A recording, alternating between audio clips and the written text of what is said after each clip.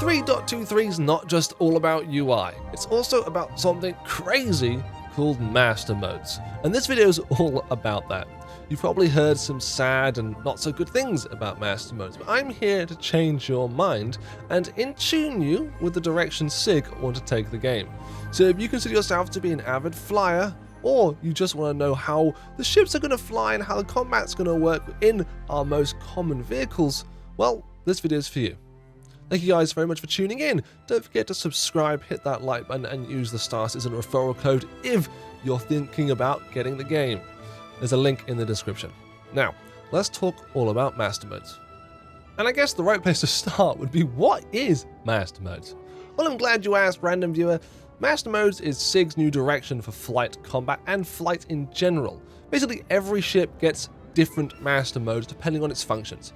Every ship, however, will have the basics: master modes guns and master modes navigation. Although master modes isn't really the right thing to call it, master modes encompasses every single type of mode a ship gets access to.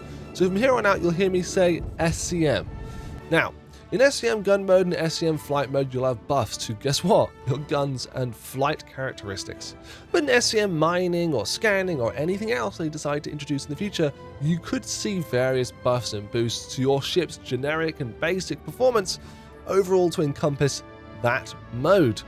I hope that makes sense. It isn't complex when you actually get used to it.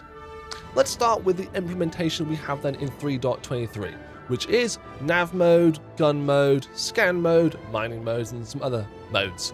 I'm not going to go into depth on the scanning and mining because that's the same as it was before, it's just you enter those modes now. Instead, we're going to focus on the navigation and the gun SCM modes. With the navigation SCM mode, you'll notice you'll have access to your ship's full top speed. Why don't I get access to this in gun mode, I hear you ask?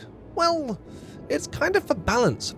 What Chris Roberts and SIG overall wanted to get rid of was this jousting that has been prevalent in 3.22 and all patches prior, where you'd fly at your top speed and just joust with the enemy, running away when you had to and basically just avoiding being hit thanks to server desync.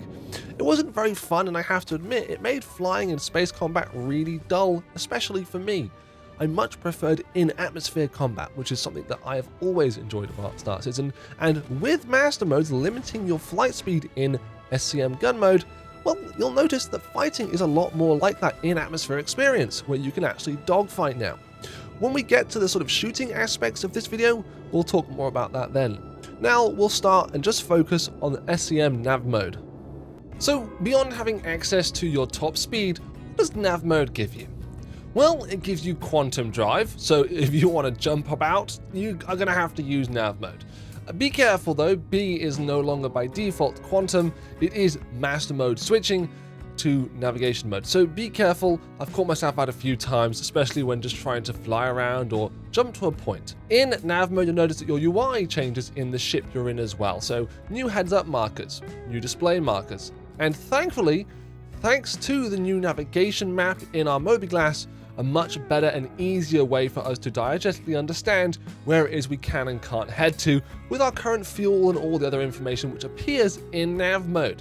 I'm not exactly a big fan of the icon design. I prefer the old ones, especially the rounder shapes, much more pleasant than these harsh angles, but that's just UI elements. If you want to know more about the new UI elements, you can check out my last video up here in the top right hand corner. Now, I know there's a lot of hoo-ha online about the safety of being in nav mode, especially when you're being attacked by pirates. I am a little bit on the fence. I haven't fully experienced what that gameplay might feel like, so please don't take my word for it. However, from playing the game and theory crouching like we always do, I do think that being in nav mode is safe. Your speed and the way you access speed with boost is so quick and speedy that I don't really think a pirate who's arrived on your location in gun mode to shoot you is going to be able to do too much before you can actually get away. I don't know whether it has actually happened, but I've also noticed a decrease in the time it takes to spool and lock onto my quantum target. The new quantum mechanic, however, is not in, as originally thought and planned for 3.23, so stay tuned for a future update patch on that one. And when you are navigating, you will notice that your markers for mission directives or targets are highlighted in a slightly different color to the original target colors. So it helps identify things of interest or things you might be very, very keen on finding for your mission objectives. It's sort of a better way of separating contents and context into our brains and eyeballs through the new user interface. Besides that, Nav Mode isn't really anything else. It's just a new way of doing what we've been doing before, having full access to our ship's top speeds and full traversal functions. I have, however, got a small note to make on this. Don't forget, when you use landing gear, it limits your movement speed to a very, very tiny amount compared to your top speed. No matter what mode you're in, flight or otherwise, as soon as you put your landing gear down, your top speed and movement characteristics will adjust dramatically to make landing, I'm using bunny rabbit ears but you can't hear it, much easier. I don't know why that was done. I think being in control of our own top speed manually was just fine, but I do also understand that new players may benefit from this, even if I actually think that new players benefit from learning how to fly. And lastly, you'll also notice in Nav Mode your shields are completely depleted. It doesn't mean they're down and need to recharge, but it does mean that you have to wait for them to come online again when you switch to gun mode, something you'll have to adjust though if you ever get into dogfighting regularly. Now, what you'll see on screen is a great demonstrator of how to use the new Master Mode systems. When you're flying to a target, you'll most likely be in navigation mode, which means you'll have access to your top speed and you'll be able to get to what you need to get to quickly.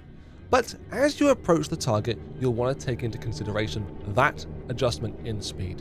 You will be reduced from probably 1000 ms down to about 200 to 300. And it happens rather quickly. Your weapons come online, your shields come online, and you are ready to use, well, the deadly force that your Hornet provides.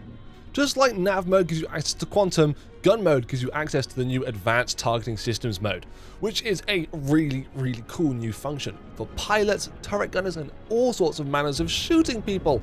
It basically just gives you an advanced display, allowing you to sub-target without having to use hotkeys anymore. It does change how your guns target, and I learnt this in a very interesting way by missing a lot. But basically, your crosshair is just you choosing where on the ship you want to hit. The turrets and the guns will auto-adjust depending on that enemy pilot or ship or whatever, depending on the way it's flying and where it's going. You don't have to worry about leading or following your target, the pips. You don't have to worry about pips, basically. So yeah, using the new advanced shooting mode, you can target subsections and take those sub-targeting systems out. So if you want to disable someone's shields because engineering is now in, something we'll explore in the future, you can do that with this new sub-targeting system.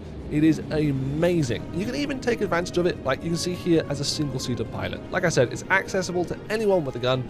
It's really, really cool. It does change your fire mode and fire rate, and I think it also changes some of the recharge aspects of the guns. But as you can see here, brilliantly usable all the time if you want it to be.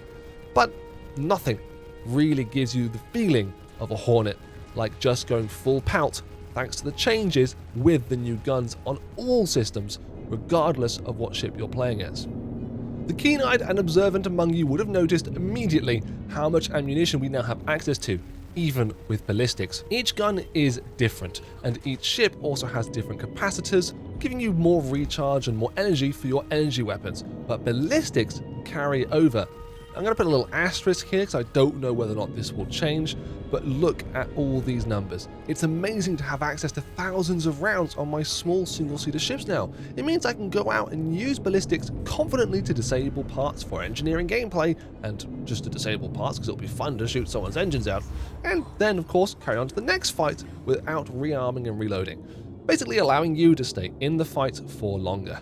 For me, this is the essence of dogfighting. Being able to use ballistics. I've always loved ballistics, and the element of choice is now back in our hands thanks to master modes. I think it goes beyond the simplicity of saying that ballistics are better, because I don't think ballistics would have gotten better if it wasn't for master modes. And thanks to master modes, we have a better balanced, well-rounded Star Citizen game.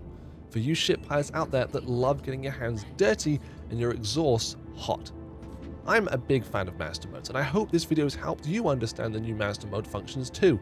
I hope you can also see why I'm so enthusiastic about the new 3.23 patch and the changes coming to it. There is so much more to talk about when it comes to all the other modes and all the other exciting new amendments coming along the line. In subsequent 3.23 patches, we'll also have things like our persistent hangars and all those other cargo refactors. But don't worry, I'm sure we'll fill out the time with some more YouTube videos.